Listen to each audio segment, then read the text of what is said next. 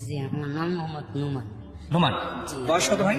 আমার বয়স 28 বছর। 28 বছর। জন্ম জেলা কোথায়? জন্ম জেলা শরীয়তপুর। শরীয়তপুর থেকে এসেছেন আপনি আজকে, না? জি। আচ্ছা, ঠিক আছে, বলেন, নোমানের গল্প শুনবো আমরা। আমার ছোটবেলা থেকে বলি, আমার ছোটবেলায় আমার মানে দাদি আর আমার নানি দুজন আপন বোন ছিল, ঠিক আছে। তার কোনো ভাই ছিল না, তাই বাড়িতে যত সয় সম্পত্তি দুই বোনেই পাইছে। আচ্ছা। তো এক বাড়িতেই পাইছে। তো ওই সম্পত্তির লোভে আমার দাদি আর কি আমার আব্বুরে আমার নানি বেতন বিয়ে করাইল বোনের মেয়েকে। তো বিয়ে করার পর আমার আব্বুর আগে এক রিলেশন ছিল, ঠিক আছে। আব্বুর আগে এক রিলেশন ছিল, এই কারণে আম্মুর উপরে সবসময় একটু নির্যাতন করতো, ঠিক আছে। আর আব্বু অনেক হ্যান্ডসাম ছিল, আম্মু হলো কালো ছিল, এই কারণে সবসময় নির্যাতন করতো। তো এক পর্যায়ে দেখতে দেখতে আর কি তাদের সংসার ওইভাবেই টানাপোড়েনের ভিতর চলে। তাই আমার আব্বুর ছোট একটা বড় একটা মেকারের দোকান ছিল আগে, ওই যে রেডিও, ট্যাপ, ওয়াকম্যান এগুলা ঠিক করাইতো বাজারে, ঠিক আছে। তো ওই দোকানে আমি প্রায় টাইমে ভাত নিয়ে যাইতাম, প্রতিদিনই ভাত নিয়ে যাইতাম। তো গেলে দেখতাম কি আব্বু ওখানে পয়সা পয়সা আর কি ঠিক করে, ভালো টাকা ইনকাম করে। কিন্তু ভাত নিয়ে যাইতাম, কোনোদিন খাইতো কোনোদিন খাইতো না। তো মাঝে মাঝে ওই তেলের বোতল নিয়ে যাইতাম, চাউলের লিগে যাইতাম, এগুলার লিগে গেলেই ধমক দিত, ঠিক আছে। এগুলো দিত না, ধমক দিত। আর বাড়িতেও তেমন একটা আসতো না, কোনোদিন আসতো কোনোদিন আসতো না। আবার দোকানে দেখতাম ওই যে তাতাল গরম করে, আগে তো চুলায় গরম করতো, কারেন্ট ছিল না, ওই চুলায় দুধ দিয়া কি জানি শিরা রাইন্দা খায়, ওই ভাতও খায় না।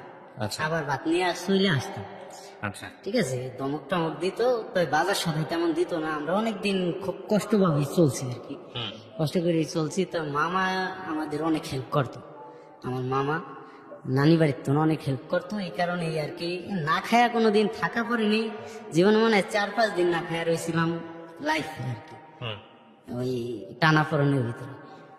পরে মানে ওখান থেকেই আমাদের বাড়িতে আমার এক ফুফাতো ভাই আছে, ওরা আমাদের বাড়িতে থাকে। আর আমার আব্বুর ভাই ডাকছে আর এক ফুফু আছে, ঠিক আছে। তাদের 4টা পোলা, তারাও আমাদের বাড়িতে থাকে। তো থাকলে করতে নাকি আমরা 2 ভাই ছিলাম ছোট। তো আমাদের 2 ভাইরে মানে সবসময় প্রায় সামান্য কিছু বিষয় নিয়ে মারতো। কে মারতো? ওই ফুফাতো ভাইরা, ফুফাতো ভাই মারতো। আচ্ছা। ওরা মারতো, আমরা পারতাম না। আমার ভাই কিন্তু বড় ছিল, তাও ওর সাথে পারতো না, কারণ ওদের গায়ে অনেক শক্তি ছিল। আর ওরা হলো জনসংখ্যায় বেশি। আর আমার দাদিও ওদের পক্ষ করতো, আচ্ছা। আমাদের পক্ষ কখনো করতো না। ওকে। আর আমাদের খুব মারতো। আমার ভাইয়ারে বেশি মারছে, আমারে খুব কমই মারছে। ভাইয়ারে প্রচুর মারতো। পরে মনে করেন এরকম ভাবে চলতেছে চলতেছে, তাই এর মাঝখানে আমি স্কুলে পড়ি তখন ক্লাস 3-তে। তখন আমি চিন্তা করলাম যে সংসারে অভাব সবসময় দেখি, টানাপোড়েনের ভিতর থাকে। তাই আমার ফুফাই আবার বললো কি তার বিড়ি ফিল্ডে আগুনের কাজ আছে 4টা, ঠিক আছে। আমাকে বললো কি কাজে যাবি, আমি বললাম তাই লন। তাই আমি ছোটবেলা থেকে আলু ভর্তা খাইতে পছন্দ করতাম, তা কইতো যে খোলায় গেলে আলু ভর্তা খাইতে পারবো। তো নিয়ে গেল সে খোলায়। তখন আমি ক্লাস 3-তে পড়ি, বুঝলেন তো, বয়স একদম কম। জি। তো ওখানে আমি কাজ করি, ইটের বাটা হইলো 1-1.5 মণ ওজনের কয়লার ঘর। এটা মানে নিতে পারি না, খুবই কষ্ট হয়। জি। আমি কয়লার স্টাকের চিপে যায় কান্না করি, তখন ইয়ে বয়স করে কত কান্না। আপনার এই কয়লা যখন নিচ্ছেন? তখন বয়স আমার 10 থেকে 11 হবে। লেখাপড়া তো হয় না। লেখাপড়া হয়নি তখন আইসা। এই যে স্পটটা, এটা কি ছোটবেলা থেকেই ছিল, জন্ম থেকে? না, না, এটা আরো পরের ঘটনা। এটা আরো পরে। আচ্ছা, ঠিক আছে, বলেন তারপর। পরে আমি ওই টাইমে খোলায় গেলাম। তখন আমার ভাইয়া, আমার বড় যে ভাইয়া, ওই ভাইয়া অনেক সুন্দর ছিল আর কি, ছোটবেলায় অনেক সুন্দর ছিল। আমার মা বলতো কি ওরে হিন্দু মুসলমান 12 জাতি কুলে লইতো, ঠিক আছে, সুন্দর দেখতে। তো ওর চেহারায় দু একটা এইরকম দাগ করা ধরছে, ঠিক আছে। ওর চেহারায় দু একটা দাগ করা ধরছে। তাই আমি কি এগুলা কিসের দাগ, আমার চেহারায় তখন ছিল না। আচ্ছা। তখন চিন্তা ভাবনা করতে করতে ওর এই দাগগুলা এক সময় চোখেও নিছে, মানে চোখের ভিতর ছানি পড়িয়ে গেছে। এই ছোট ছোট ছোট ছোট স্পট গুলো, হ্যাঁ, চোখের ভিতর ছানি পড়িয়ে গেছে। তাই হ্যাঁ, ওরে চোখ থেকে অপারেশন করলো, ঢাকায় নিয়ে একবার অপারেশন করে ওষুধ মষুধ নিল। মুখের লিগেও কিছু দেখাইছে ডাক্তার, কাজ হয়নি। পরে আমার তখন কোনো সমস্যা ছিল না। তো আমি চিন্তা করলাম যে যা খলায় যাই। তো খলায় গেলাম, কাজ করলাম, কাজ করিয়া 2 মাস 24 দিন কাজ করিয়া আসছে। সেখান থেকে আসার পরে মানে আমার ফুবাই আমার 200 টাকা অ্যাডভান্স দিছিল ফার্স্ট, আর আসার পরে আমার বললো কি একটা ফোন দিয়েছে আর কয় 700 টাকা দেনা আছে তুই। যাই হোক 2 মাস 21 দিন কাজ করে আয়া আমি 3D-তে পরীক্ষা দিয়া এই 4-এ উঠলাম। আচ্ছা ঠিক আছে, 4-এ উঠিয়া আইসেই দেখি বার্ষিক পরীক্ষা। তখন আমি পরীক্ষাই দিলাম, 3 দিন পরে বার্ষিক পরীক্ষা দিলাম। আচ্ছা। পরীক্ষায় ভালোই রেজাল্ট করছি। পরবর্তীতে এরকম চলতেছে, কয়েকদিন পরে আবার মানে খোলা সিজন আসলো, 6 মাস পরে তো খোলা সিজন। তো খোলা সিজনে আমি আবার খোলায় গেলাম। এবারে আমার কাকাই আমার নিয়ে গেছে, তো কাকার লগে খোলায় গেলাম। খোলায় যাই ওখানে কাজ করতেছি, কাজ করিয়া এই বছরে ওখান থেকে আসছি। তখন হবে যখন কাজ শেষ হয়েছে সেদিন এই শেখ হাসিনা প্রথম পাশ করছে, ইলেকশন হয়েছে। আচ্ছা, ওই সময় কথা বলতেছি। হ্যাঁ, সমস্যা হ্যাঁ। সময় ইয়ে নাই। তখন ওই সময় আসছি, আইসা আবার ফরিদপুর পরীক্ষা দিয়ে 5-এ উঠলাম। আচ্ছা এর মাঝখানে আমার ওই স্কুলে একটা মেয়েরে ভালো লাগিয়ে গেছে। ভালোবাসা তো তখন ছিল না, খুব ভালো লাগতো ওই মেয়েটাকে। তো তখন ওই মেয়েটার সাথে কথা বলতাম, ই করতাম। এক পর্যায়ে মেয়েটার সাথে আমার দ্বন্দ্ব হয়েছে। দ্বন্দ্ব হওয়ার পর থেকে আমিও স্কুল ছাইড়া দিছি, আর ওরও বিয়ে হয়ে গেছে। ঠিক আছে, তারপরে আমাদের এইভাবে চলতেছে। তখন থেকেই আমার নাক মুখে আর কি ছোট ছোট কিছু কিছু তিল দেখা যায়, মানে তিল না, প্রথম বরণ উঠে। আচ্ছা বরণ উঠলে ওইটা ফুটলে হ্যাঁ। পরে আস্তে আস্তে তিল কালো হয়ে যায়। আপনার পরিবারের কি আর কারোর ছিল আপনার ভাই ছাড়া?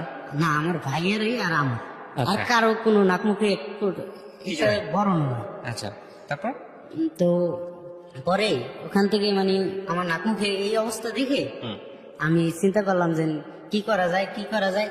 আমার নাক মুখে উঠতেছে, তাই তখন ডাক্তার দেখানি এরকম একটা ইয়া ছিল না, এবিলিটি ছিল না। পরে আমি ওই বিড়ি ফিল্ডে আইতেছি। তো এর মাঝখানে আমি এক জায়গায় যাই, বিড়ি ফিল্ডে যাই আর কি ভয় পাইছিলাম। যে কোনো কারণে এক জায়গায় ভয় পাইছিলাম, প্রচুর ভয় পাইছিলাম। ওই ভয়ে মানে আমার খুব একটা বাজে রোগ হয়ে গেছে। তো আমি প্রায় পাগলের মতন হয়ে গেছি, মাথার লাড়ুয়া করিয়া ফেলাইছে, ইয়া করছে। পরে আমি ওই ভয়ে বাড়িতে গেছিলাম। তো বাড়িতে যায় 2 দিন রয়েছি। 2 দিন থাকার পরে আমার মা বলতেছে খালি চাল নেই, ডাল নেই, এই নেই সেই নেই। তো আমি ছোটবেলা থেকে কামাই করে পুরো সংসারটা আমি, আমার বাপে দেখেন এত সংসার। আমার বড় ভাই বিয়া করে আলাদা হয়ে গেছে। ঠিক আছে, পুরো সংসারটা আমি একাই টানি। তো আমি 4 দিন অসুস্থ হয়ে রয়েছি। এখন চাল নেই, ডাল নেই, এ শুনলে আর কি ভাত খেতে ভালো লাগে না। তো আমি গোসা করি ওই সময় আইসা করতে লাগছি। যাই হোক আমার দূরেও রাখছে পর আমি ওখান থেকে আইসা চিন্তা করলাম কি করা যায়, আমি তো বিড়ি ফিল্ডে কাজ করা যাবে না, খুব শরীর শুকিয়ে গেছে, অনেক রোগ ধরছে। তা আমার এক বোন জামাই আমার দুলাভাই কইলো দারোয়ানি চাকরি করবা। তা আমি ওই বয়সে দারোয়ানি চাকরি লইছি। কত বছর বয়স তখন? তখন বয়স এরকম 18, মানে 16 কি 17 হবে। এটা কোন জেলাতে দারোয়ানি চাকরি নিয়েছেন? দারোয়ানি চাকরি লইছি উত্তরা। হ্যাঁ, তারপর উত্তরা দারোয়ানি চাকরি লইছি, এস কোম্পানি থেকেই দিছে আমাদের। তো দারোয়ানি চাকরি লইছি, ওখানে দারোয়ানি চাকরি করতেছি। তো ওখানে করার পর ওখান থেকে 1 মাস পর ট্রান্সফার করলো আবার এই মালিবাগ মৌসা। ঠিক আছে, এখানে আসলাম, এখানে এসে করতেছি। তো ওই দারোয়ানি চাকরিতে হয় না 6,000 টাকা বেতন। তা এটা দিয়ে আমার সংসার কেমনে আমি চালাম। তো এই কারণে পাশাপাশি আমি আবার আগে প্লাস্টিক কারখানায় কাজ করতাম, এই যে প্লাস্টিকের জন্না শাওয়ার বানাই এগুলো। তো ওখান থেকে আমি কিছু কলাই না এই মার্কেটে সেল দিই। মানে দারোয়ানি চাকরি তো আমরা 2 শিফটই তো। তা ওই 8 ঘন্টা ডিউটি থাকে, যে একদিন 16 ঘন্টা। যেদিন 16 ঘন্টাও দিন পারি না, আর যেদিন 8 ঘন্টাও দিন মানে মার্কেটিং করি। করে দেখা যায় ওখান থেকে আমার ভালো ইনকাম হয়। আমি মাসে 8-10 হাজার টাকা বাড়ি পাঠাতে পারি, নিজে খায়া দেয়। আর ওখানে তো 6,000 টাকা বেতন, 8-10 হাজার টাকা বাড়ি পাঠাতে পারি। তাই এইভাবে আমার চলতেছে। হঠাৎ করে আমি একটা ঈদে আমার ছুটি দিব না, তারপর আমি ছুটি নিয়ে মানে আমি জোর করে দেশে গেছি, তাদের না বলে দেশে গেছি। 3 দিন রয়েছি, 3 দিন পর আইসি বেতন কয় তোমার চাকরি আর নাই, তোমার লাগবে না, তোমার যাইতে না বলছি, তুমি গেছো। তখন চাকরি নেই, কি করব। তখন এখান থেকে আমি গেলাম আবার ওই কারখানায় গেলাম। কারখানায় যাইয়া এখন মেশিন চালাম, এরকম না, মার্কেটে মালের অর্ডার দিছে। তো মার্কেটে মাল দিয়ে গেছি। তো শুধু মার্কেটিং করে এখন পোষে না। মানে আগে তো চাকরি ছিল, চাকরিতে থাকা খাওয়া হইতো, এখন ঘর ভাড়া দিয়ে আর কি পোষে না। পরে আমি কি করবো, ওখান থেকে আমি সেই সময় খুব খারাপ দিন গেছে। যাই হোক এই সময় রক্ত বিক্রি করছি আমি খুব কষ্টে, নিজের শরীরে রক্ত বিক্রি করছেন? নিজের রক্ত বিক্রি করছিলাম ওই দিনটাই। তাই সেই সময় রক্ত বিক্রি করা মানে আমার পয়সার অভাব ছিল? হ্যাঁ, আমার খুব অভাব ছিল তখন। এটা আমার বাড়িতেও জানে না, আজও জানে না, আমি কোনো কিছুই বাড়ি থেকে বলি না। আচ্ছা। পরে যাই হোক এরপরে আমি কারখানায় কাজ দিলাম, মার্কেটিং সাইডে দিলাম, কারখানায় কাজ দিলাম, কারখানায় কাজ করতেছি আবার 6 মাস পর ওই বিড়ি ফেলছি। আমাদের প্রধান কাজ হলো আগুনের কাজ। আমাদের অঞ্চলে মানে কোনো নাই, তেমন একটা মিল ফ্যাক্টরি নাই যে মানুষ চাকরি বাকরি করে। যেই কজন ঢাকা থাকে এই কজন ঢাকাই, আর যারা দেশে থাকে এরা ওই খলায় করে 6 মাস, আর 6 মাস বেকার ঘুরে পড়ে। ঠিক আছে। আর দেখা যায় কিছু লোক পানের ঘরে কাজ করে, কারণ কোনো ইন্ডাস্ট্রি নাই। পুরো শরীয়তপুর জেলার মধ্যে তো ইন্ডাস্ট্রি নেই, এখন নতুন করে হতে পারে আর কি। পরে কিছু করার নাই, এই কারণে আমি ওই 6 মাস ওই ব্রিক ফিল্ডে করে আসি, 6 মাস কারখানায় করি বা অন্য অন্য কাজ করি, কারখানায় বেশি করি। তো এইভাবে চলতেছে। তো এর মাঝখানে নৌসিন্দি খোলাই গেছি, একটা খোলাই এটা খোলাই কাজ করতেছি। তো কাজ করার পর আমার এক বন্ধু আমার ফোন দিয়ে একটা মায়ের নাম্বার আছে ফেসাল, এই মায়ের নাম্বারে তুই এই মায়ের নাম্বারটা আমার ব্লক মারিয়া দিছে। আমি একটু কথা কইছি, ব্লক মারিয়া দিছে, দেখ তো তুই কে, আমার কল দিয়ে একটু বকা দে। তাই এই জন্য আমার নাম্বার দিছে। তো আমরা বিরিক ফিল্ডের পোলাপান চ্যাঙ্গর পোলাপান একটু ইয়া করো, তো কথাবার্তি কইতেছি, মানে ফোন দিছি মতন কথাবার্তি করতেছি। আর মায়ের বয়সটা অনেক সুন্দর লাগে, ঠিক আছে। এই কারণে আমি কথা বলতেছি। আমি প্রথমে প্রপোজ করলাম, মানে 2 দিনের দিনে প্রপোজ করলাম, রাজি হয়ে গেল পর আমি হইলে ইয়ার কি করতেছি। 3 দিনের দিন হঠাৎ করিয়া ও ফোন দিয়ে আমার বলতেছে যে না, আপনি সিটারি করলেন কি আমার লাগে, আপনি বেইমানি করছেন, আমার ধোকা দিয়েছেন, কান্দে দিয়েছেন। আমি কি কারণ কি, আপনার পরিচয়টা আমি জানি, এই কথা কইছে মতন। মানে আমি কি হ্যাঁ জানছো তো কি হয়েছে, কয় তাই আপনি আমার সাথে সিটারি করলেন, আপনি জীবনও আমার নিবেন না। আমি কি না, আমি সত্যি তোমার ভালোবাসি। তো সেই টাইমে আর কি ওর কান্না দেখিয়া আমি ইয়া হয়ে গেছি, তখন আমি একটা দুর্বল হয়ে গেছি। আমি বলছি যে এরকম আমি তোমাকে সিরিয়াসলি ভালোবাসি। তাই আমাদের রিলেশন তখন চলতেছে, ঠিক আছে। ও বলার পর ওই খলায় থাকতে আমি আমার বাবা মায়ের জানাইছি, ঠিক আছে। ওর বাবা মায়ের জানাইছে। তা আমার বাপ মায় দেখতে গেছে, মায়া পছন্দ হয়েছে, ওর বাপ মায় আমার বাড়িতে আইছে, হ্যাঁ গো সবার পছন্দ হয়েছে, ঠিক আছে। তো আমাদের বিয়ের দিন তারিখ কথাবার্তা চলতেছে। আমি কিন্তু খলায়, আমাকে কিন্তু দেখেনি। আচ্ছা।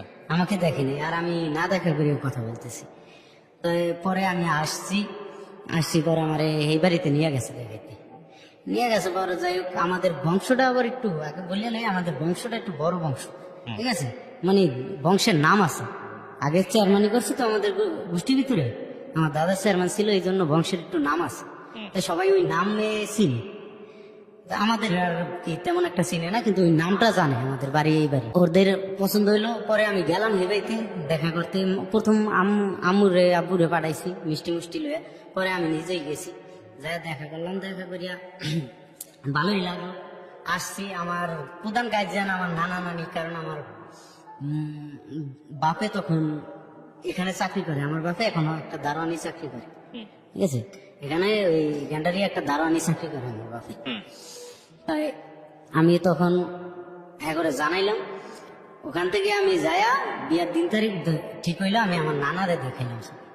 পরে নানাই কইতেছি কি, এই মায়া নিলে আমাদের নানি বাড়ির কাছে তো, বলে আমাদের প্রেস্টিজ নষ্ট হবে, কারণ মায়ের বাপে আগে চুটপটি ব্যস্ত বাজারে, দেখা যায় একটু ইয়া। তাই চিন্তা করলাম যে সংসারে লেগে জীবনে কিন্তু আমি অনেক কিছু সেগুলো বেসতেছি কি জান। তারপরে আমি ওই তার কথা মতন আর কি আমি যাই হোক খাই কইছে, আর ইজ্জত নষ্ট হইব, আমি একটু ডিল দিয়ে দিলাম, ঠিক আছে। আর ওরাও আমাকে দেখার পরে কেমন জানি একটু ডিল দিয়ে দিল ওরাও। তখন আমাদের এটা, তখন আপনার চেহারার কি অবস্থা? চেহারা আমার পুরো এখন খারাপ, মানে ওই সময়টাতে চেহারা পুরো খারাপ? পুরাই খারাপ। আচ্ছা, এরকম। এখানে একটা জিনিস বলে নি প্রিয় দর্শক এবং শ্রোতা, ওর যে চেহারার যে স্কিনের যে ফোটা ফোটা বিষয়টা, আমি ডেফিনেটলি ওর ছবিটা আমি দিব না ফেসবুকে, আপনাদের শুধু একটু বর্ণনা করে বোঝাচ্ছি। এটা ওর জীবনে অনেক বড় ইম্প্যাক্ট তৈরি করেছে, হ্যাঁ। সো যে কারণে আমি বারবার এই কোশ্চেনটা করছি ওকে। হ্যাঁ বলেন, তারপর? এই তারপর ঢিল দেওয়ার কারণটা কি ছিল? এটা আপনার ফেসের এরকম অবস্থা থেকে নাকি অন্য কোনো কারণ? ফেসের অবস্থা থেকেই আমার মানে প্রথমে আগ্রহ দেখাইছিল আমার বংশমর্যাদার দিকে তাকায়, পরে যখন আপনাকে আমাকে দেখে আর দেখছে পছন্দ হয় না। আমাকে দেখে একটু নার্ভাস। ওকে। তো পরবর্তীতে আমার মায়া আবার কইতেছে কি কয়টা অন্য মায়া দেখি, ঠিক আছে, আমার মায়া হেরাও ঢিল দিছে কেমন জানি, তো কইছে অন্য মায়া দেখি, আমি কি দেখে, তো অন্য মায়া দেখতেছে, এক জায়গায় মায়া দেখাইছে, মায়া দেখাইয়া আমার কয় দেখতে যাই যা, তাই আমি দেখতে যাবো, আমার সাথে কিন্তু কেউ নেই, আমার বাপ চাচারা কেউ নেই, আমার মামায়, আমার নানায় আর আমি, ঠিক আছে, আর আমার এক মামি, তাই যাইতেছি। তাই সবচাইতে কি কষ্ট লাগে কি দিয়ে ভাই, আমি যখন যাই বাজারে যাই মিষ্টি লই, তখন আমার সামনে আমার ভাই দাঁড়ানো, আমার থেকে অল্প একটু দূরে, ভাইয়া কিন্তু আমাকে দেখে নাই, কিন্তু আমি দেখতেছি। কিন্তু ওই জায়গায় আমার ইচ্ছে হয়েছিল যে আজকে আমি এরকম একটা জায়গায় যাইতেছি, আমার মায় বলছে মায়া পছন্দ হইলে এই রাইতেই বিয়ে করাই তুমি, ঠিক আছে, এই রাত্রেই বিয়ে করাই ফেলাবি, এই কথা বলে দিছে মামারি। তাই আমি এমন একটা ডিসিশন নিতে যাইতেছি যেখানে বিয়ে হয়ে যাইবে, অথচ আমার ভাই সামনে দাঁড়ানি, কিন্তু আমি আমার ভাইকে কইতে পারি না। এটা না পারার কারণ, সেদিন আমার অনেক কষ্ট লাগছে, না পারার কারণ আমার সবাই না কইছে, যদি তুই তোর বাইরে লয়ে যাস তা কইব যে ওর বাইরেও এরো বড় এরো, মানে যায় আমরা একটা কথা বলবো যে ওর চেহারা এটা বড় নড়ছে, কয়দিন পর যাইবো গা। কিন্তু তোর বাইরে দেখলে তো কইব এটা বংশ থেকে গেছে, রাইট। তারপর? ঠিক আছে, এই কারণে আমার ভাইয়ার আমি কইতে পারতেছি না। তো আমি সামনে দিয়ে যাই, অনেকক্ষণ ভাইয়ের দিকে তাকে আছি, পরে গেছি, যায় মায়া পছন্দ, হ্যাঁ পছন্দ হয়েছে, আমার দ্বারা জিজ্ঞাসা করে নেই, তখন হেরা কয় কি কয় আজকে রাত্রি বিয়ে করাইলাম, তো বিয়া পড়াইবো রাত তো অনেক হয়ে গেছে, এই কারণে বিয়া পড়াইবো না। সেদিন রাত্র 2টার দিকে আমি আইসা পারতেছি, পরে আমি না আইসা নানার লাগে আর মামার লাগে কইলাম যে একবারও কি আমার জিজ্ঞেস করছেন মায়া আমার পছন্দ হয়েছে নাকি, ঠিক আছে। তো আমার আন্টি সেই সময় বললো যে এসএসসি পাস করছে মায়াটা, এই মায়াটা যেন তোকে দেয় এটা তোর কপাল, ঠিক আছে। তা এই কথাটা শুনে আমার খারাপ লাগলো যে কি এককালে আমি পৌঁছে গেছি, কি হয়েছে আমার খালি চেহারাটাই সমস্যা, এছাড়া আমি অনেক বন্ধু বান্ধবের সাথে চলি, আমার স্ট্যাটাসও অনেক আল্লাহ দিলে খারাপ না। তো পরে এই কথাটা বলছো, পরে আমি আচ্ছা আপনারা যা করেন। পরে পরের দিন বিয়া পড়াইলো, বিয়া পড়ানোর সময় এই সময় আমার কাকা কাকিরা কেউ নেই, আমার ফ্যামিলিগত ভাবে কেউ নেই। আর যেদিন বিয়া পড়াইছে, বিয়া পড়াইয়া রাত্রে আমার থেকে সবাই আইসা পড়ছে, আমি সেই বাড়িতে একা, ঠিক আছে। আমার বোন জামাইরা গেছিল, বোন জামাই গোসা করে আইসা পড়ছে, হয়ে গেছিল থাকার জন্য গোসা করে আইসা পড়ছে, তা আমি ওই বাড়িতে একা তখন। যাই হোক বিয়া হয়েছে, অনেক রাত্রে আমার ঘরে নিছে, ঠিক আছে। নেওয়ার পরে মানে ওরে আমি বললাম আর কিছু কথা, স্বামী স্ত্রীর যে কথাগুলো থাকে তাই বললাম। তো ও মানে কথা বলে নাই, শুধু কাঁদছে রাতে। তখন সকালবেলা, রাতে কিন্তু আমার চেহারা দেখেনি ওরকম ভাবে, কেউই খেয়াল করেনি এটা দিকে, ঠিক আছে, অতটা। কিন্তু সকালবেলা আমি রুমের ভিতর বসে আছি, আমার ওয়াইফ আর তার 2টা বোন, বড় 2টা বোন রুমে মানে ঘরের ভিতরে গলা ধরিয়া কান্নাকাটি করে, ওয়াইফ এবং তার বড় বোন, হ্যাঁ কান্নাকাটি করে। তখন আমার কাছে খুব খারাপ লাগছে, এর মধ্যে ওর তাল হয়ে আছে তোমার মুখে এগুলা কি, ঠিক আছে। তখন আমি মানে খুব খারাপ লাগছে যে আমার এইগুলা নিয়ে কান্নাকাটি করে।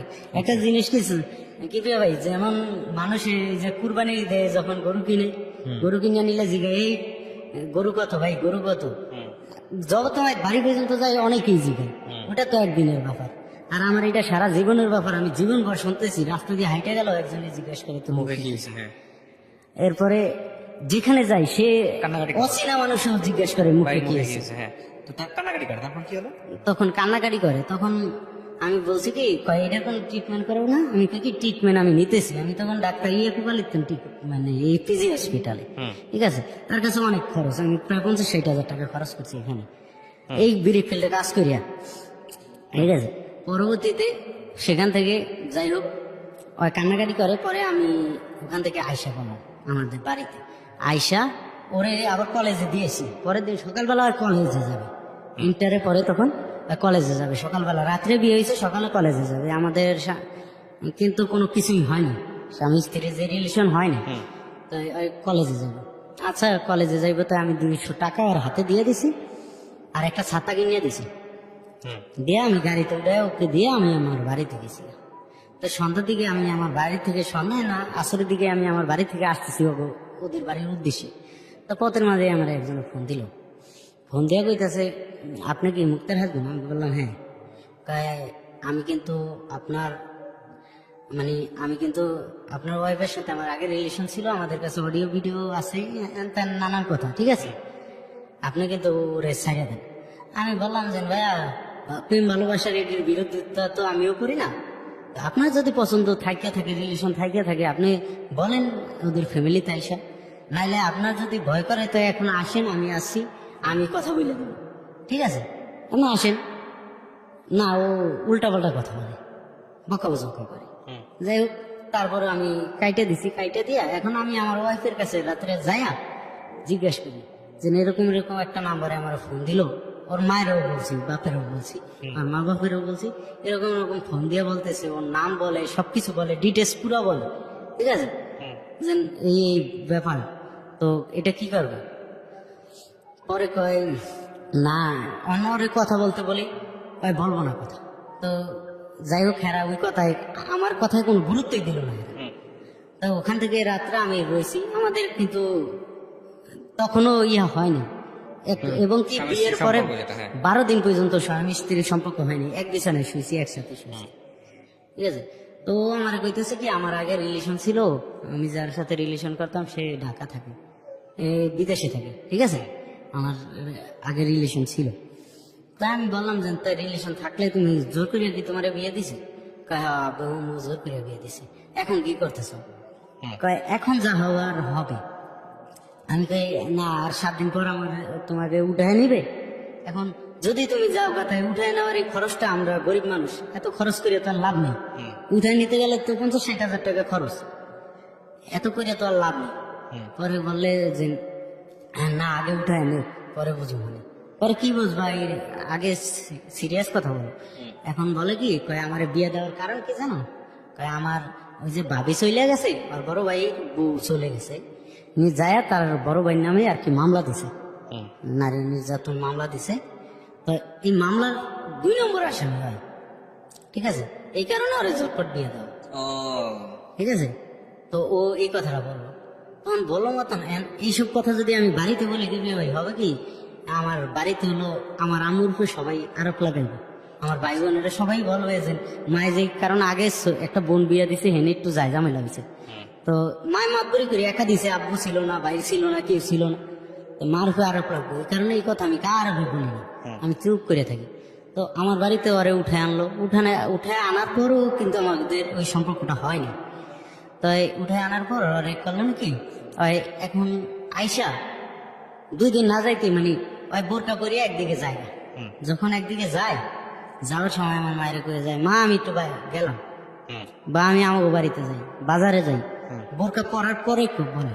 কিন্তু আমাদের গ্রাম অঞ্চলের রীতিনীতি আছে, একটা বউ যদি সংসার থেকে যায়, বাইরে কোথাও যায়, তা আগে শাশুড়ি অনুমতি নিবা, ওই জায়গায় যায়, মা আমি কি যাইতে পারি? যদি কয় যাও তাইলে বোরকা পরবো, ঠিক আছে, আর বোরকা পরিয়া কয় আমি যাই, তখন কি ওরে আটকায় রাখা যাইবে? এগুলা নিয়ে সংসারে মায়ে প্রায় টাইমই মন খারাপ করতো। আর মায়ে আমার বোনেরা নাস্তা বানাইতো, হয় ঘুম থেকে করতো 10টার দিকে, ঠিক আছে, রাত্রে ঘুমাইতো না, 10টার দিকে ঘুম থেকে করতো। তা আমরা এলাম গরিব মানুষ, আমরা কি এগুলা সহ্য করতে পারি, এগুলা দেখতে পারি? আর আমার মার কষ্ট ওইটা তো আমি মোটেও দেখতে পারি না। তা আমি সকালে ওরে জাগাই দিতাম, জাগাই দিলে উঠলে হয় কি গাড়ির উপর পড়িয়া যায়, আবার পাক্কায় গুলায়, মাথায় ঠিক রাখতে পারি না, মাথা ব্যথা করে, একদিন পেট ব্যথা করে, এই করে সে করে, নানান জিনিস। তো দেখতে দেখতে গায়ে হাত তুলি না, প্রথম গায়ে হাত তুলি না, দেখতে দেখতে দেখা যায় ওর ওই বাইরকে মামলাটা শেষ হয়েছে, মানে শেষ অন্তত হয় নাই, কিছুটা বাকি আছে, এর মধ্যে ওর বাইর লিগে মায়া দেখে। তো মায়া দেখতেছে, আমি ওখানে যাইতে আর নিষেধ করি মায়া দেখতে, কিন্তু আর যায়। তো একদিন আমার এরকম বলে কি, বলে চলো আমি একটু আমাকে বইতে যাই, আমার একটু গাড়িতে উঠে দিই। তো গাড়িতে উঠে আমি দিতে চাইতেছি লুঙ্গি পরা, আমাকে না লুঙ্গি পরিয়ে না প্যান্ট পরিয়ে, তো আমি প্যান্ট পরে গেলাম পর বাজারে গেছি মতন আমার গাড়িতে উঠেছে, উঠে কয় চলো আমার ওই নাগেরপাড়া বাজার পর্যন্ত দিয়ে গো। তাই না, বাজার পর্যন্ত গেলাম, পরে আমি দেখি কি একটা গাড়ি দিয়ে আমার শ্বশুরে আর আমার বাইরে আর আমার সম্বন্ধী আইছে, সাথে শালি আছে। তাই আর আইসে তখন আমার টান দিয়ে গাড়িতে উঠে লয়ে গেছে, অনেক দূরে গেছে, যায় মায়া দেখতে গেছে। সেখানে যায় আর কি, আমি মায়া দেখতে পছন্দ করি না, কি লেগে মায়া দেখাটা এখন তাই মামলা শেষ হয়নি, যদি ফিরিয়া কোনো ঝামেলায় আমি করিয়া যাই এই জন্য। কারণ নারী নির্যাতন মামলা, শিশু নারী নির্যাতন মামলা তো অনেক কঠিন মামলা, এই কারণে পরে সেখানে নিয়ে মায়াটা দেখাইলো। এখন সেখানে তো চুপ করে আমি আইসা পড়ছি, আইসা সবার ভাড়া আমি দিছি, ওখানে সবকিছু খরচ আমি করছি। পরবর্তীতে গাড়ি মানে আয়া বাড়িতে আইছি, যখন আমার বাড়ির সামনে আইছি তখন হয় আঁকতে পারে না, মাথা করে, হাত ব্যথা করে, আমার কয় কুলে লও, কুলে করে নাও, ঠিক আছে। ঘরের ভিতরে যায় জুতা পরা অবস্থায় আর বুরকা পরা অবস্থায় শুয়ে নিছে। আমার খুব খিদা লাগছে, আমি খাওয়া যাইনি। আরেক কথা, এখানে মায়া দেখতে গেলে তো আর খাওয়ায় না, হয়তো ফল ফলাদি খাওয়ায়, ভাত তো আর খাওয়ায় না। খিদা লাগছে মতন আমি কয়েকবার কিছু ভাত দাও, তো দেয় না। তখন আমি করলাম কি, নিজেই গ্যাসে আর কি একটা ডিম বাজ দিয়ে গেছে। তো এর মধ্যে আমার মায়া আছে, আমার মায়া কইতাছে, আমার বউ নাচতে নাচতে দেখলাম যে বাপের বাড়িতে যায়, যাওয়ার সময় কি আনন্দ করে নাচতে নাচতে গেল, এমন আয়া জুতাও খুলে হারতার নেই, বোরকা গায়ে দিয়ে হইয়া পড়ছে। আর আমার পোলায় ডিম ভেজা খাই, জীবন হয় এখন পর্যন্ত ভাত বাইরিয়া খাই নাই, আর ডিম ভেজা খাই, এই কথা কইছে। তাই এর মধ্যে আমার জিগায় কই গেছিলি, আমি কই মায়া দেখতে গেছিলাম, আমার বইনে জিগায় বড় আপু। তো বড় আপু এই কথা জিগানোর পর আর বলতেছে কি, আপু কইতাছে তুই মায়া দেখতে গেছে, তো বললি কি ওর ভাই তো মামলাই শেষ হয়নি এখন পর্যন্ত, আগের মামলা, ঠিক আছে। এতে আবার তুই মায়া দেখতে যাস, ঝামেলা করো যদি। এর মধ্যে ও উঠটা কইলো কি, চুপ, আমার ফ্যামিলির বিষয়ে কেউ কোনো কথা বলবে না, ঠিক আছে। তখন এই কথাটা আমি নিতে পারিনি, তখন আমি মানে ওই অবস্থায় 2-3টা লাগাইছি। বিয়ের কতদিন পরে গায়ে হাত তোলেন আপনি? বিয়ার প্রায় 6 মাস হবে, হ্যাঁ এরকম। তখন আর কি ওই বেদবিটা দেখে আমি লাগাইছি। পরে যাই হোক, ওর মায়ের ফোন দিল, বাপুরে ফোন দিল, মানে ওখানে কিছু হলে ওই বাড়িতে, ওদের বাড়িতে কলিং বেল বাজবে, ঠিক আছে। তো সবাই ফোন দিয়ে এটার করে। যাই হোক, ওই ঝামেলাটা পরে মিটে যাওয়ার পরে আমি ভালোই ফলা করতেছি। তো এর মাঝখানে আমি কুমিল্লা কাজে গেছি, আমার এক স্বাস্থ্য ভাই লাগে। তো ওই কাজের তো আমার স্বাস্থ্য ভাই করছে নাকি, মানে কিছুদিন কাজ হওয়ার পর ওর সাইড দিয়ে খোলা, ও 2টা খোলার লোক লয়ে পলায় আয় পড়ছে মতন নাম করে তো ফালাইতে হয়েছে ওখানে। তখন মানে আমরা চিন্তা ভাবনা করলাম যে কি করবো, আমরা কি চলে যাই, কোম্পানি কি আমাদের যাইতে দিব, আমাদের তো বাইরে থাকবো। তো এর মধ্যে কোম্পানি আমাদের ভালো ছিল, বুদ্ধিমান কোম্পানি, আইসা বাটার পেয়ে আসে মতন করে তোমাদের মিস্ত্রি তো চলে গেছে, এখন একটা কাজ করো, তোমাদের মধ্যে সিনিয়র মিস্ত্রিকে করে সবাই দেখাই দিল। আমরা যেহেতু 10 জন এক সিনিয়রিটিতে, ঠিক আছে, আমরা আগুন স্টাফ 10 জন থাকি, তো 10 জনের মধ্যে সিনিয়র আমি। তাই আমাকে বললো ফয়সাল, আজকে থেকে তুমি সপ্তাহ নিবা, তুমি টাকা নিবা, আর সবার বেতন আমি নিজের থেকে দিব, ঠিক আছে, তোমাদের যা বেতন তা থেকে 1000 করে বাড়াই দিব, এই কথা বলো। তো বলার পরে আমি করলাম কি, ঠিক আছে। তো পোলাপানে বলতেছে, আপনি যদি রিস্ক নেন তার কাজ করুন, কোম্পানির রিক্সে আমরা কাজ করুন না, কোম্পানির আমরা চিনি না, আপনি তার টাকা উড়াইতেই পারুন বাড়িতে যায়, কিন্তু কোম্পানির তুমি তার উড়াইতে পারুন না, লাস্টে দেখা যায়। তো এই লাখ লাখ টাকার রিক্স কি আমরা নিতে পারি না। তখন আমি কইলাম, চিন্তা ভাবনা করিয়া এরপরে যুক্তি করিয়া লাস্টে রিক্স নিলাম পর কাজ করার পরে এই বছর এখান থেকে আইসি। পরের বছর ওই কোম্পানি আমার ফোন দিছে, সেই বছরই আমার ফোন দিয়ে ফয়সাল তুমি একটা কাজ করো, গ্রিফিল্ডটা এবার তুমি চালাও, ঠিক আছে, তুমি চালাও, তোমার এই দিয়ে দিই। পরে আমি বললাম কি, আমার বয়সে তো গ্রিফিল্ডের মিস্ত্রি হওয়া সম্ভব না, কারণ লেবার চালাইতে অনেক টিট লাগে, মানুষের বারবার তিক লাগে, আমরা হইলাম পোলাপান মানুষ, আমাকে কথা সবাই শুনবো। তারপরে চিন্তা ভাবনা করলাম, মিস্ত্রি হইলে তো আল্লাহ দিলে ভালোই টাকা ইনকাম করা যায়, তো সংসারের হাল অবস্থাও দেখা এই মিস্ত্রির কামটা নিলাম পর লেবার চালাইতেছি। তাই এই বছর আমি প্রচুর টাকা মাই খেয়েছি, এটা মানে এই 3 বছর আগের কথা বলি। তো এখানে আমার ওয়াইফের কিছু কথা বলতে চাই আমি। আমার ওয়াইফের প্রথম কথা হলো, আমার ওয়াইফ খুব মিথ্যা কথা বলে, মানে ও একদিন আমার ফোন দিয়ে বলতেছে কি, তুমি কি আমার থেকে 500 টাকা নিয়েছো? আমি বললাম কি, না, কিসের টাকা? কয় আমি তো 500 টাকা খুঁজে পাই না। আমি বললাম কি, তোমার টাকা দিয়ে কালকে তুমি নাকের ডাকিয়েছো, মনে নেই তোমার? পরে বলে কি, হ্যাঁ মনে পড়ছে তো। এর মধ্যে না না শোনেন, এগুলো সংসার জীবনে খুব টুকটাক বিষয়, এগুলো খুব বড় কোনো বিষয় না। তার আগে আপনি আমাকে বলেন, সংসারটা কি আপনার এখনো আছে নাকি সংসার ভেঙে গেছে? না, সংসার আছে। সংসার থাকলে আপনি তবে যদি সবচেয়ে কিছু বলেন। প্রবলেমটা হলো কি, আমার এই কিছুদিন আগে আমি যখন বাড়িতে আমি খুব অভাবনটা নিয়ে আছি, কারণ জানেন তো এখন বিড়ি ফিল চলে না, কয়লার দাম বাড়িয়ে গেছে, এই কারণে বিড়ি ফিল এখন চলে না। টাকা পয়সা দিয়ে খুব সমস্যায় আছে আমি। আর আমাদের কোনো কাজও নেই, আমি এখন 500 টাকা রোজের টাইসের কাজ করি ভাই। তো আমার ওয়াইফে আমাকে বললো কি, যে তুমি একটা কাজ করো, গেঞ্জির ব্যবসা করো, ঠিক আছে? তা আমি রাজি হয়ে গেলাম। তা গেঞ্জির ব্যবসা করতে তো টাকা লাগবে। তা আমি 20,000 টাকা আমার মারতে জমিনের উপরে নিছি, আর 50,000 টাকা কিস্তি উঠানোর জন্য একটা কিস্তিতে নাম দিছি। তা নাম দিছি মতন আমার পকেটে শুধু 3,000 টাকা আছে, আমার বড় ভাই তো না আছে। এই 3,000 টাকা দিয়ে আমার ওয়াইফ কিস্তি উঠাইতে গেছে, ঠিক আছে, বাপের বাড়ি কিস্তি উঠাইতে গেছে। আমি যা গাড়িতে উঠাই দিয়েছি, তো ঘরের চাবিটা যে নিয়ে গেছে, এটার ওরও মনে নেই, আমারও মনে নেই, ঠিক আছে? তখন আমি ওরে ফোন দিছি যে দেখো, আমি এরকম এরকম উদাম গায়ে খালি পাই বাইরা বাইরা ঘুরতেছি, তুমি একটু আসো চালু করিয়া। আমি তো না খাইয়া রয়েছি, কিছু রাইন দিয়ে থুয়া যাওনি। ও আসেনি, সকালেও আসেনি, বিকালেও আসেনি। তো রাইত হয়ে গেছে। পরের দিন সকালে আমি ফোন দিলাম, তুমি আসো। মায়া এসে বাড়িতে, মায়ও ঘরে ঢুকতে পারতেছে না, ঘর তালা দেওয়া। ওই আসে না পর আমার মায়ে ওর ভাইয়ের কাছে বিচার দিল যে তোমার বই নিয়ে এরকম এরকম কীর্তি করে, চাবিটা লয়ে গেছে, বলে না খায় ঘুরতে আছে, কাহিনী কি? এই কথা কইছে না তো। ওর ভাই কয় কি, কয় হ্যালে তো একটা সালিশি বসানোর দরকার। তা আমি কি, আজব ব্যাপার, ভালো সুস্থ সংসার, কিছু হয় নাই, সালিশি বসাইব কিছু না। আমি এই কথা হইলে রাগ কাইটে দিছি। তো কাইটে দেওয়ার পরে আর কি আমার বলতেছে কি, যে বিকালবেলা আমি ফোন দিয়েছি, কই তুমি আসো। কয় আমি আসুন না, তোমার মায়ে আমার বাড়ির কাছে বিচার দিল, কয় এটার আগে বিচার হইব, এরপর আসো, ঠিক আছে? এই কথা বলছে পর আমার মাথা গরম হয়ে গেছে। আমি বকাবকি করে এই রাত্রে পুগু বাড়িতে আমি গেছি। যা আমি চিন্তা করছি যে আমি আমার পোলাডারের লোমু আর চাবিটা লোমু আয় করতে লাগুন। তখনই আমার শ্বশুর শাশুড়ি দলে জিগাইব আমার কি হয়েছে বুঝলেন। তখন আমি বলবো যে এরকম এরকম আপনার মায়ের চাবি লয়ে আয় করছে, আরো কীর্তিকার খুলে করবো সবকিছু। তা আমি যাই, আমার যেরকম কথা, আমি যাই আমার পোলাডারে কুলে লইছি, আমার বাচ্চাটারে, আমার একটা বেবি আছে ফুটে, আমার বেবিটারে কুলে লইছে মতনই আমার শাশুড়ি এইভাবে হাতটা ধরছে, মানে ওর হাতটা লাগে ভাঙ্গিয়া যায়। তখন আমি রাগ হয়েছি মতন হেরা করছি নাকি, আমার গায়ে হাত তুলে আমার বাইর করে দিয়েছে ঘর থেকে বাইর করে দেওয়ার পরে মেম্বার চেয়ারম্যান খবর দিব, এই করবো সেই করবো। তখন রাত 2টা পর্যন্ত আমি ওখানে ছিলাম।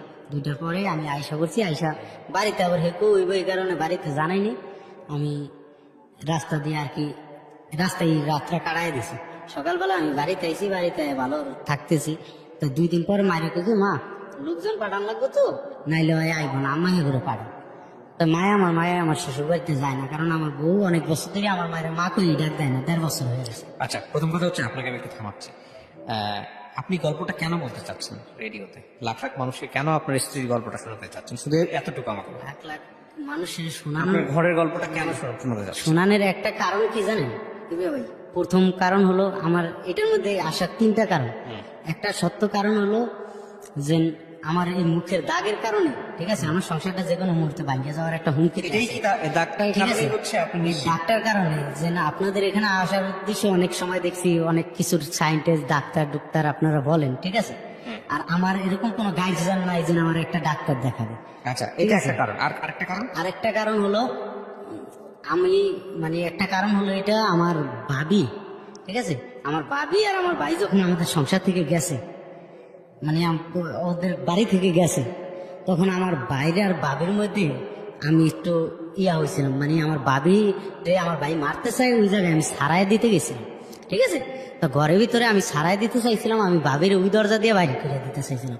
তো ওর বাড়ির সবাই কইছে যে আমি ওর বাবির গায়ে হাত তুলছি, ঠিক আছে, বুঝলেন। এই কথাটা মানে এটা যে মিথ্যা কথা, এটা আপনি বলতে আসছেন, এটা আজ পর্যন্ত কেউ আমি স্বীকার করাইতে পারিনি, এবং কি কারো কাছে বললেও আমি বিশ্বাস করি না। আরেকটা কারণ বলেন। আরেকটা কারণ, আর 3য় কারণ হলো কি, যে আমি এখন খুব অভাবে আছি, ঠিক আছে, টাইসের কাজ করতেছি, এটা দিয়ে আমি আমার রুম ভাড়া দিয়া আমি ঢাকা শহর থাকার মতন এবিলিটি নাই, কিন্তু এমনি একা চলতে পারি। বাড়িতে টাকাও বাড়াইলে, বাড়িতে বউ যদি থাকে তো ঠিক মতো কারণটা চলবে। বলেন, এক্সাক্ট কারণটা বলেন। কিন্তু বউ বাড়িতে থাকতে চায় না, হ্যাঁ ঢাকা আইবো নাইলে আমার সংসার করবো না। ফাইনালি বইলা দিছে, ঠিক আছে সে ঢাকা আসবে নাইলে আমার সংসার করবে না। এখন ঢাকা আইনিয়া তার যেন চাকরি দিব একটা বা কিছু করব, এরকম কোনো এবিলিটি আমার নাই। আচ্ছা, আমি আপনাকে বলি, আপনি এতক্ষণ বলছেন তো আপনার মূল কারণের জায়গাটাই হচ্ছে আপনার ফেসের যে সমস্যাটা। হ্যাঁ, এটা হচ্ছে আপনার সবচেয়ে বড় সমস্যার জায়গাটা। আপনি শুরু থেকে এটার জন্য অনেক সাফার করছেন। এই ফেসের কারণে জীবনে অনেক কিছু আমি হারাইছি। রাইট। এরকম হয়েছে, লঞ্চের ভিতরে আমি বসতে গেছি, ঠিক আছে আরেকজনের পাশে বসি, আমার এই ফেসের এই অবস্থা দেখে মনে করছে আমি হিরোন ছি না গাঞ্জাটি। আমি কিন্তু হিরোনও খাই না, জীবনে গাঞ্জাও জীবনে ধরি নেই, অথচ এর পাশে আমার বসতে দেবে না। আমি এই যে এতনি বড় হয়েছি না, এই জীবনে একটা বিয়ে খাইছি। আমার এত বন্ধু বান্ধব, আমার এত ভালোবাসে আমার, কিন্তু কোনো অনুষ্ঠানে আমার নেই না, ঠিক খুব আছে কষ্টকর, শুধু আমার এই ফেসের কারণে। খুবই কষ্টকর। আমি আপনাকে একটা কথা বলি ভাই, কিছু মনে করেন না। যেটাতে আপনার হাত নাই, হ্যাঁ, সেটা মেনে নেওয়াটাই উত্তম। এখন আপনি বলতে পারেন যে এটা তো আপনার দোষে হয় নাই, আজকে যে চেহারার মধ্যে যে জিনিসটা হয়েছে এটা আল্লাহ দিছে আপনাকে। কেন হয়েছে, কিভাবে হয়েছে আপনি জানেন না, আপনি আপনার সামর্থ্যের মধ্যে ট্রিটমেন্ট করতেছেন, ঠিক আছে। আর আপনি সমাজ বদলাইতে পারবেন না রাতারাতি। এখন জন্মগত যদি হতো তাহলে আমার চেষ্টা করতাম না, যে জন্ম আমি থেকে বলি আল্লাহ- আপনাকে, শেষ করি, সেটা হচ্ছে আপনি যেভাবে চেষ্টা করে যাচ্ছেন আমরা নিজেরাও জানি না এটা আসলে স্কিন ডিজিজের ক্ষেত্রে কে আপনাকে হেল্প করতে পারবে ভালো, বাট আপনার তরিকায় আপনি চেষ্টা করতে থাকেন, এটা হচ্ছে মূল কথা। আর আমি আপনাকে যে কথাটা বলতে পারি, পুরো গল্প শুনে ধরেন আপনি পৃথিবীর বিখ্যাত বিখ্যাত ডাক্তার দেখাইলেন, কিন্তু রোগ ভালো হলো না, হইতে পারে তো, হ্যাঁ হতে পারে। পারে কিনা? তো যদি নাই হয় রোগ ভালো, তাহলে এটা নিয়ে অভিযোগ করে লাভ আছে? না তারপরে মানে আপনাদের পুরো দুনিয়াটা চেঞ্জ করতে পারবেন? চেঞ্জ করতে পারবো না, কিন্তু পুরো আমাদের দুনিয়া চেঞ্জ করতে পারবেন না, আপনি নিজেকে চেঞ্জ করতে পারবেন। নিজেকে চেঞ্জ করাটা জরুরি। যেটাকে আপনাকে আল্লাহ দিছে আপনি সেটাকে ভালোবেসে ফেলেন। আল্লাহ যদি এটা এইভাবে সন্তুষ্টি থাকে, আপনি তো আল্লাহ বিশ্বাস করেন মানুষ নাকি, আল্লাহ যদি এতে সন্তুষ্ট থাকে আপনি এটাই সন্তুষ্ট থাকেন, এটার মধ্য দিয়েই হয়তো কোনো একটা ভালো কিছু হবে। এভাবে চিন্তা করেন, আপনি যদি ভালোভাবে চিন্তা করেন ভালো কিছুই হবে, ঠিক আছে। এই হচ্ছে বিষয়। আর দ্বিতীয় কথা হচ্ছে যেটা, যে আমি অবশ্যই মনে করি আপনি আপনার সামর্থ্যের মধ্যে চেষ্টা করতে থাকেন। আপনার এই মুখের বিষয় নেই, কে আপনাকে সাজেস্ট করবে কোন ডাক্তারের কাছে যাবেন, তারপরে দেখা গেল আরো খারাপই হয়েছে, তখন কি হবে? এখন যেটা আছে সেটা তো মোটামুটি আলহামদুলিল্লাহ ভালোই, খুব একটা খারাপ অবস্থায় নেই, এর থেকেও তো খারাপ হতে পারে। হতে আমি এমন একজন মানুষকে ইন্টারভিউ করছিলাম, জানি না উনি আজকে শুনতেছে কিনা, ওনার অসুখের নাম হলো অ্যাক্রোমেগালি, সম্ভবত অ্যাক্রোমেগালি নাকি এই জাতীয় নাম। চেহারা পরিবর্তন হয়ে যায়, মানুষ থেকে দানবের মতো দেখতে। সে অবশ্য উল্টা ঘটনা, তার বউ পাইছে সে পৃথিবীর সেরা বউ, তার দৃষ্টিকোণ থেকে সবাই ছেড়ে যেতে পারে, তার বউ কখনো চাইবে না, কিন্তু আপনার ক্ষেত্রে অন্যরকম হয়েছে। এটাও একটা অভিজ্ঞতা। আমি আপনাকে নিরাশ করবো না, আমি আপনাকে বলি সেটা হচ্ছে আপনি চেষ্টা করেন, যেহেতু এখন পর্যন্ত এই জায়গায় আসতে পারছেন, বাকিটুকু আপনি পারবেন ইনশাল্লাহ। তবে ভালো ভাবলে ভালো হবে, এটা হচ্ছে বিষয়। আর আপনার মুখের এই দাগের জায়গাটা এত মেজর কোনো কিছু না যে আপনার চেহারা থেকে তাকানোই যায় না। এই যে স্যার আমার বেবি, আমার মাশাআল্লাহ, ইউ হ্যাভ বিউটিফুল। বাচ্চাগুলো আমাদের দোনো বাইরে বাচ্চাগুলো অনেক সুন্দর হয়, তাহলে আর কি চান? কিন্তু আমাদের এই চেহারার কারণে বা এই দাগের কারণে, ও বললাম না যে কুরবানির গরু একদিন মানুষে জিজ্ঞাসা করে যে দাম কত ভাই, আপনি কিন্তু avoid আমাদের করেন। সারা জীবন অ্যাভয়েড করেন। প্রিয় দর্শক এবং শ্রোতা, ওনার গল্প থেকে আমাদের শিক্ষণীয় একটা বিষয় আছে, সেটা হচ্ছে আমরা যেটাকে স্বাভাবিক ভাবি, তার বাইরে পৃথিবীতে অস্বাভাবিক অনেক ঘটনা আছে। সেটাকে দেখে আমরা এমনভাবে রেসপন্স না করি যাতে করে এই মানুষটা কষ্ট পায়, এটা মনে রাখবেন। কারণ আজকে আপনি যে অবস্থায় আছেন, কালকে আপনি যাকে অস্বাভাবিকভাবে নিচ্ছেন তার চাইতেও অনেক খারাপ অবস্থায় চলে যেতে পারেন, এটাও মাথায় রাখবেন। এবং সবসময় সবসময় নিজেকে আশীর্বাদ পুষ্ট ভাববেন যে কোনো সিচুয়েশনে, এই অর্থে যে আপনি যতটা খারাপ অবস্থায় আছেন তার চাইতে আরো অনেক অনেক বেশি খারাপ অবস্থায় চলে যেতে পারেন। সো আলহামদুলিল্লাহ ফর এভরি টাইম। আজকের মতো এই পর্যন্তই। এই গল্প থেকে অনেক কিছু শেখার আছে যদি আপনি সূক্ষ্মভাবে চিন্তা করেন। ও খুবই মার্জিনাল ক্লাসের একটা মানুষ, কিন্তু ওর জীবনের এই যে কষ্টগুলো, বিয়ের আগে থেকে শুরু করে বিয়ের পরে এবং তারপর বিভিন্ন রকমের স্ট্রাগল, তারপরে শুধুমাত্র এই চেহারার কিছু ছোপ ছোপ দাগ,